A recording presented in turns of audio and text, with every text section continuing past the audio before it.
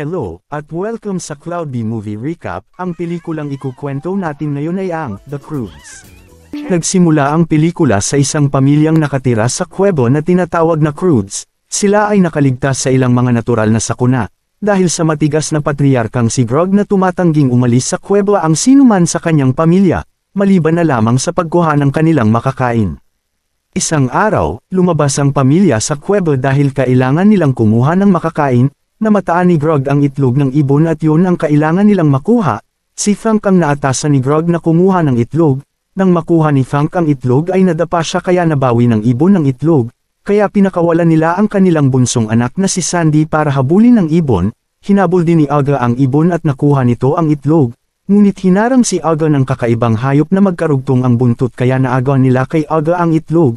Sinungkit naman ng lola nilang si Gran ang buntot ng kakaibang hayop kaya nasalo nito ang itlog. Sa kasamaang palad na harang siya ng mga kakaibang nilalang at nadapa si Gran kaya tumilapo ng itlog at nasalo naman ito ng hayop na katulad ng humarang sa kanya, kaya tinawag ni Gran si Ip kaya hinabol naman ito ni Ip, nakuha ni Ip ang itlog at pinasa niya iyon kay Grog, ngunit tumama sa kanya si Funk kaya nabitawan ni Grog ang itlog at nasalo naman ito ni Funk, dahil hinabol sila ng malaking hayop ay sumakay sila sa pinakamalaking hayop upang makatakas, sa wakas nakuha nila ang itlog at pinaghatian nila iyon.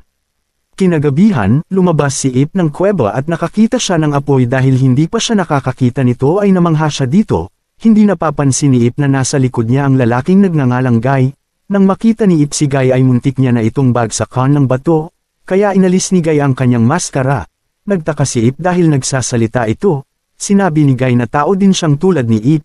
Inamoy-amoy ni Ip si Guy kaya nakita niya ang sloth na si Belt na nakasabit sa bewang ni Guy kaya nagulat siya dito at nabitawan niya si Guy at napasigaw ito, kaya tinapakan niya ang bibig ni Guy para hindi ito mag-ingay, dahil hindi alam ng kanyang pamilya na lumabas siya ng kuweba.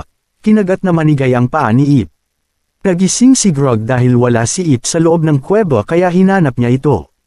Samantala, namamatay na ang apoy kaya hinipan iyon ni Guy upang lumakas muli. Inakala ni Ip na araw iyon kaya sinabi ni Guy sa kanya na hindi araw iyon kundi apoy. Tinanong ni Ip na kung saan galing ang apoy. Sinabi ni Guy na ginagawa niya iyon kaya inutusan siya ni Ip na gawan din siya nito. At piniga ni Ip si Guy kaya nahimatay ito. Ginising naman ito ni Belt at nakinig sila sa kabibe. Kaya inaya ni Guy na umalis na sila ni Ip ngunit ayaw sumama ni Ip dahil hindi niya ito kilala. Kaya nagpakilala si Guy sa kanya. At sinabi din ni Guy na magugunaw na ang mundo. Bago umalis si Guy iniwan niya kay Ip ang kabibe. Sinabi ni Guy na tawagin lamang siya gamit ang kabibe. Biglang dumating ang kanyang amang si Grog at nag-aalala ito sa kanya. Maya-maya ay may narinig silang angil ng hayop kaya nagtago sila. Mataas na ang araw nang makauwi sila. At nag-aalala ang kanyang inang si Aga. Sinabi ni Ip na may nakita siyang bagong bagay.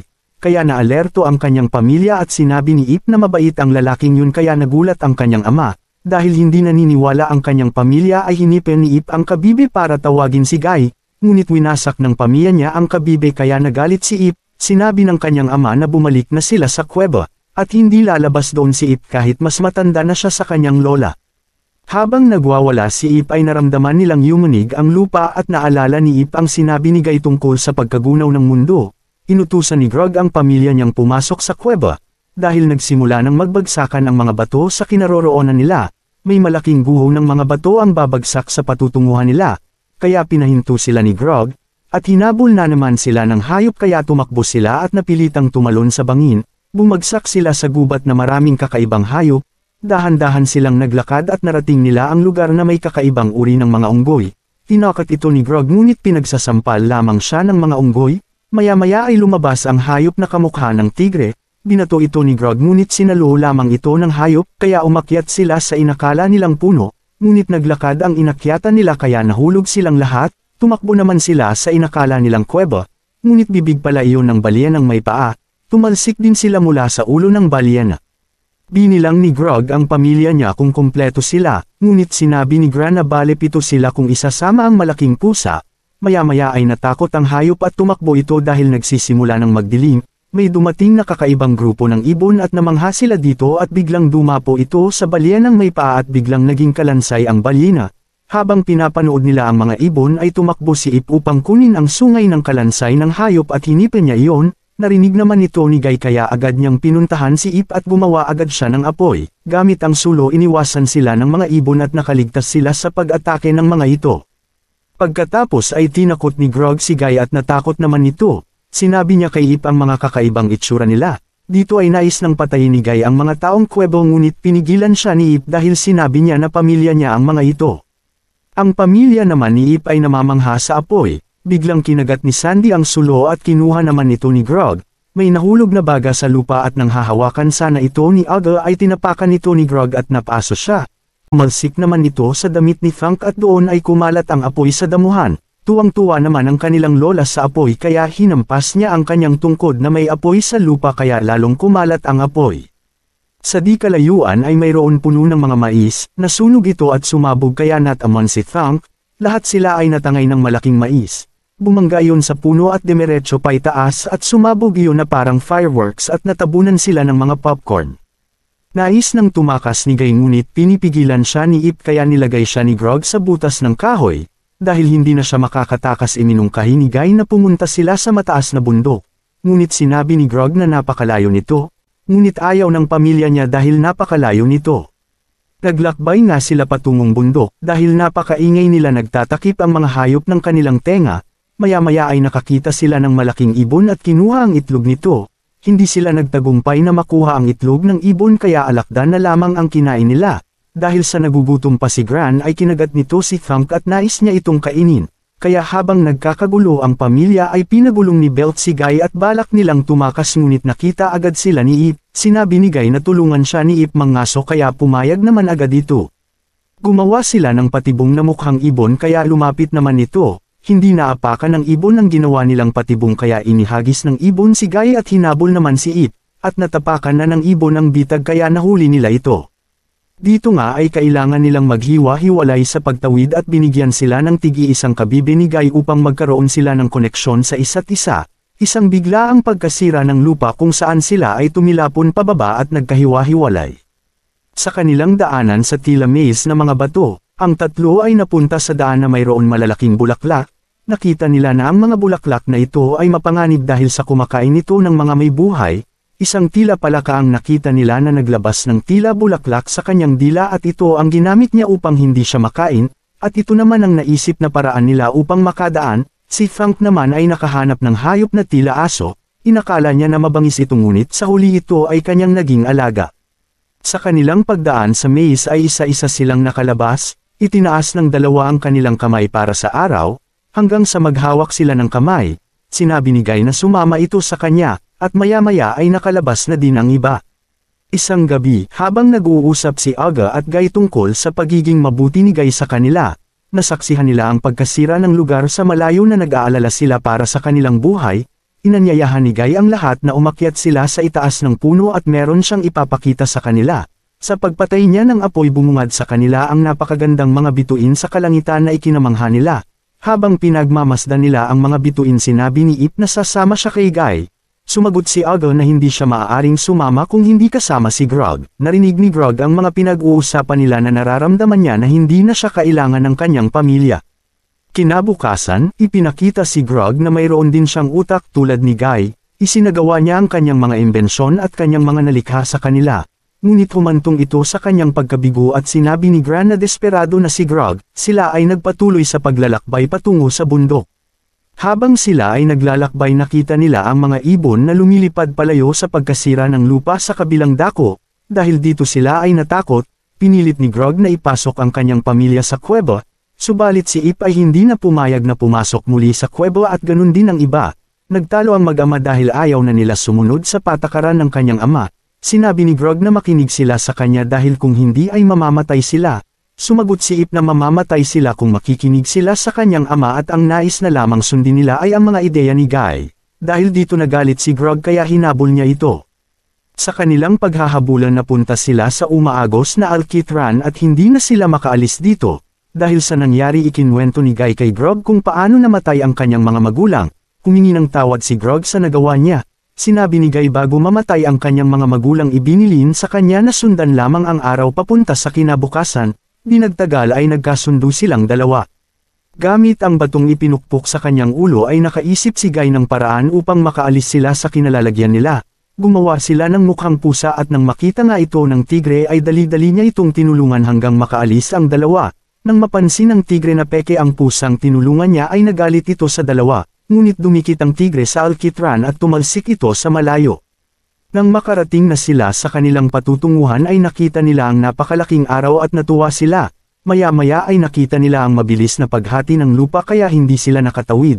Dahil dito ay nais na nilang bumalik sa kuwebo ngunit si Grog ay naisip na itawid ang kanyang pamilya gamit ang kanyang lakas. Kaya una niyang binuhat si Guy at hinagis sa kabila at nagtagumpay siya, at isa-isa niyang hinagis ang pamilya niya. Ang huli niyang hinagis ay si Ip, pagkatapos ay gumuho na ang lupa kung saan naroroon si Grog. Dito nga ay nakagawa na siya ng apoy at ginuhit niya sa bato ang kanyang pamilya. Di niya namalayan na nasa likod na niya ang tigre, itinaboy niya ito gamit ang apoy, ngunit naging maamo ito sa kanya.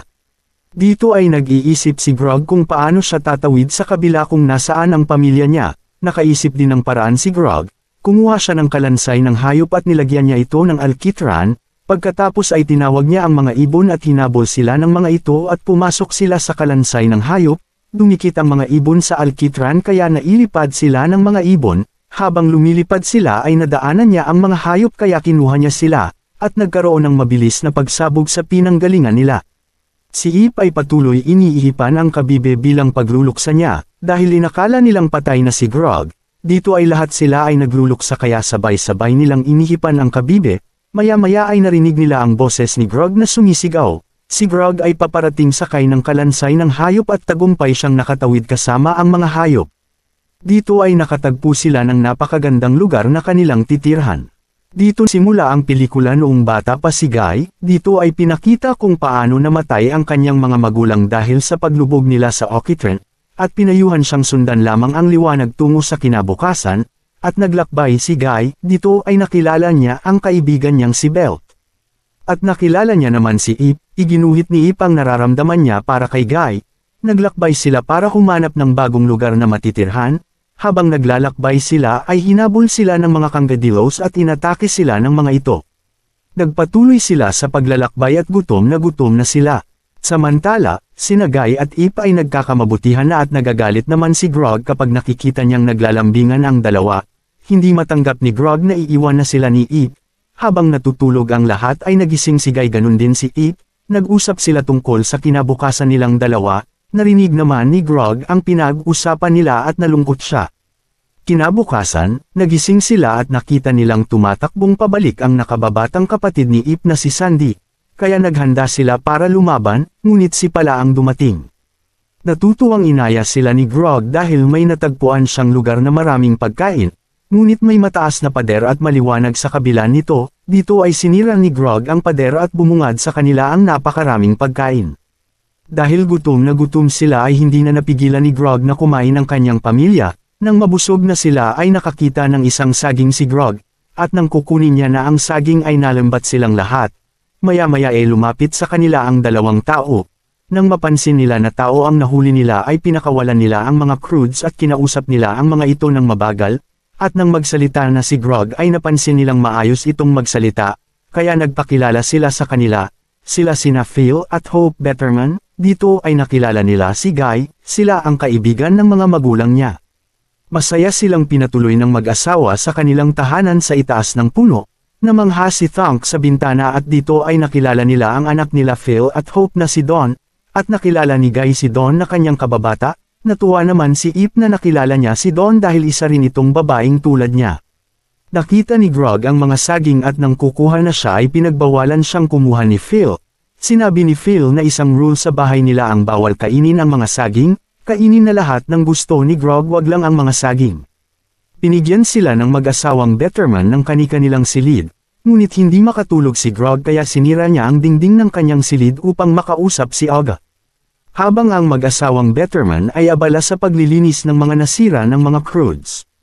Kinabukasan, pinuntahan ng mag-asawang Betterman si Guy sa kanyang silid, binigyan nila ito ng tsinelas at gumawa ng mga gawain sa kanilang farm kasama si Don, at naligo na si Guy.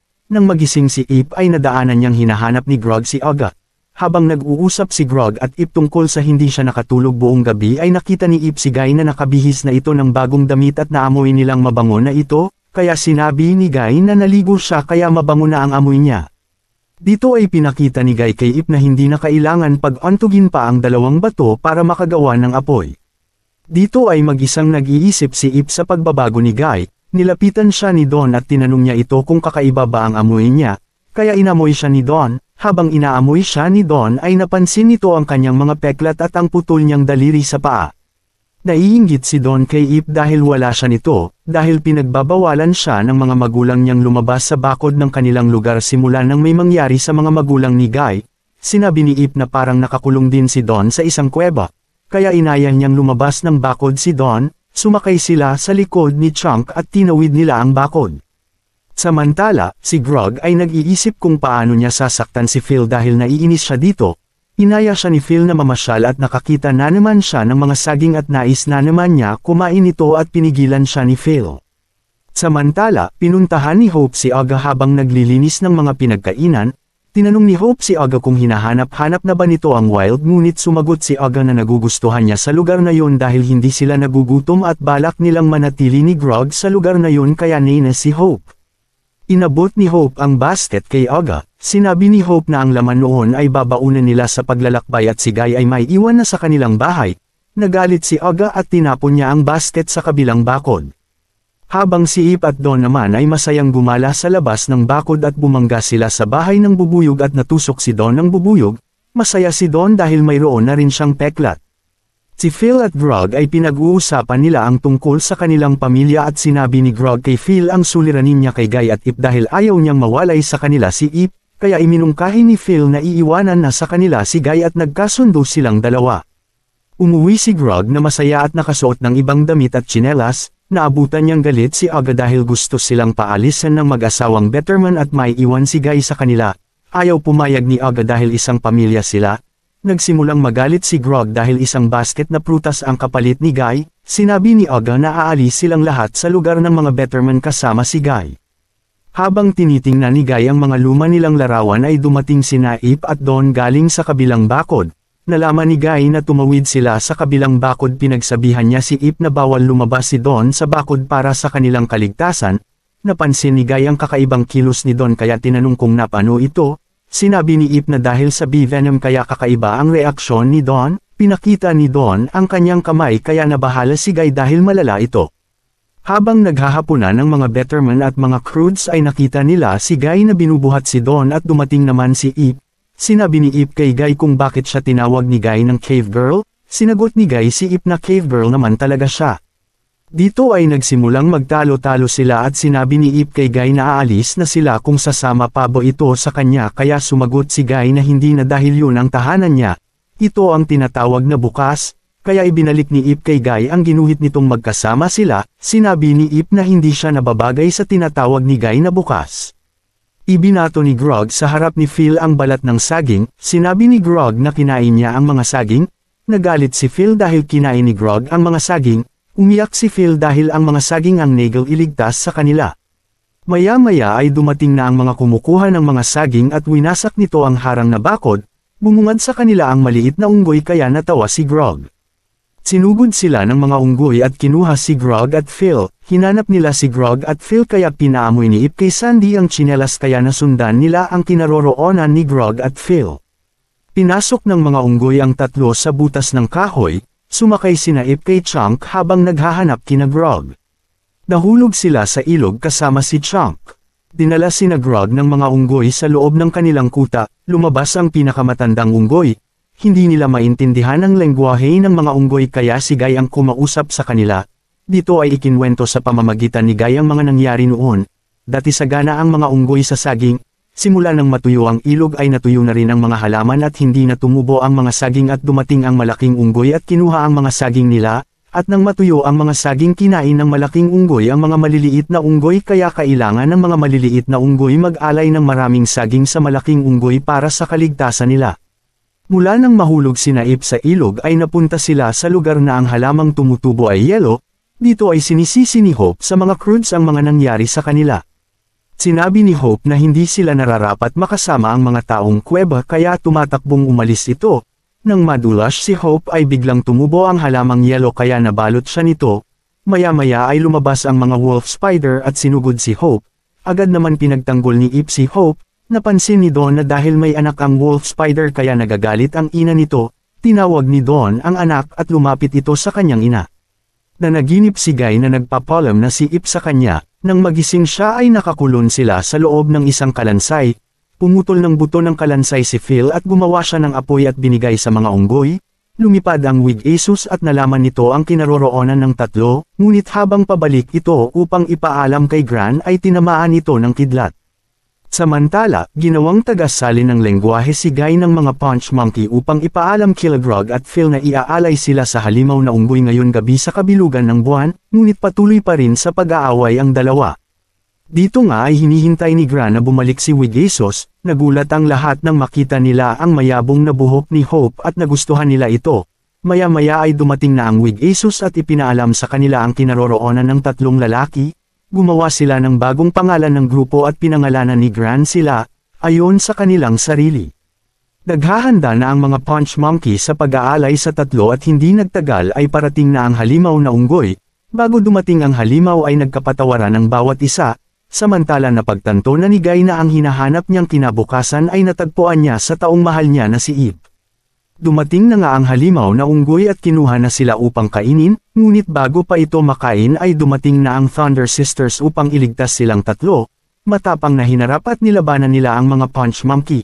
Subalit na sa bibig na ng halimaw ang tatlo, pinapunta ni Gran si Wig Asus sa loob ng ilong ng halimaw na unggoy hanggang sa mabahing ito at mailabas ang tatlo. Gamit ang support ng Wolf Spider ay kinuha nila ang tatlong lalaki upang itakas. Galit na hinabol ng halimaw sila at inagaw naman ni Ip ang atensyon ng halimaw upang madaling makatakas ang kasama niya, subalit nahulog ang dalawa sa lalagyan at natira na lamang si Guy. Dito nga ay nasaktan ang binti ni Phil kaya sinabi niya na umalis na si Grog at iwan na lamang siya, ngunit nanatili si Grog at sinabi na kailangan ay magkakasama sila, dahil dito sila ay naging magkaibigan at nagkaroon ng tawagan na Banana Brother. Samantala, nakita ni Guy na nasa panganib si Ip at hinahabol siya ng halimaw na unggoy. Tinulungan ni Guy si Ip sa halimaw at umakyat sa ibabaw ng bungo. Habang inaatake sila ng halimaw ay sinabi ni Guy kay Ip ang kanyang nararamdaman na pagmamahal sa kanya at lubos itong ikinatuwa ni Ip. Dumating ang Croods at Betterman upang tulungan sina Ip at Guy sa halimaw na unggoy. Binato nila ito subalit nagalit ito nang tamaan siya ng kahoy sa mata. Inatake ng halimaw sila habang gumagawa ng apoy sina Ip at Guy upang pabagsakin ang bungo. Sinunog nila ang baging hanggang sa mahulog ang bungo sa ulo ng halimaw na unggoy at tuluyan itong nahulog sa kalaliman ng bangin. Nagdiwang sila nang makaligtas sila sa halimaw at ganun din ang mga Punch Monkey. Sa paglipas ng panahon ay napagpas siya nila na magsama-sama at inalis nila ang mga harang sa paligid ng kanilang tahanan, nanambalik na din ang tubig kung saan ay ikinatuwa ito ng mga Punch Monkey. Ang maliit na pamilyang Croods ay mas lumaki pa at sila ay naging masaya sa bago nilang kinabukasan. Dito na nagtatapos ang pelikula. Kung nagustuhan ninyo ay maaari lamang mag-iwan ng subscribe, like and share. Salamat sa panunood hanggang sa susunod na video.